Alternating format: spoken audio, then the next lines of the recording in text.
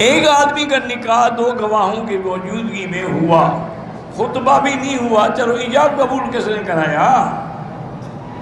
حق المہر بھی نہیں ہوا، کون ایسا نکاح کیسا نکاح جس میں حق المہر بھی نہیں ہے، ایجاب قبول بھی نہیں ہے، خطبہ مسنونہ بھی نہیں ہے؟ دوبارہ پڑھو نکاح، مذاق بنایا ہوا ہے دو گواہ۔ یہ تو مسئلہ یہی ہے، اسی لیے دیندار کرتے ہیں نا کہ دو نوکروں کو بٹھا لیا، میں نے جی اس سے نکاح کر لیا ہے نوکرانی سے، انا للہ و انا الیہ۔ اب نوکر ہیں بیچارے، ڈر کے مارے کسی کو بتاتے بھی نہیں۔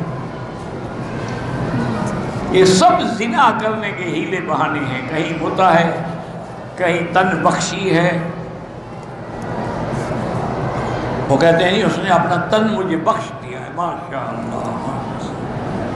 تو جب اولاد پیدا ہوگی وہ بھی تم کسی کو بخش دو گے، کیونکہ حلال تو ہے نہیں، وہ تو زنا ہے۔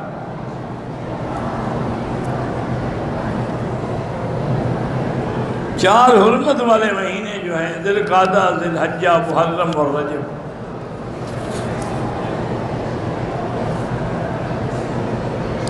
اگر ہم نے زیور کی زکوٰۃ دینی ہے تو جب خریدا تھا وہی قیمت نہیں، موجودہ ریٹ کی قیمت لگائیں گے۔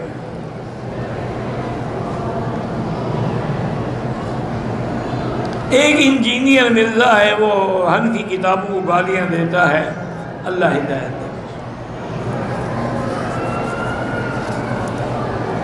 اب اس کا کیا علاج؟ یہی ہے کہ دعا کر سکتے ہیں کہ اللہ ہدایت دے۔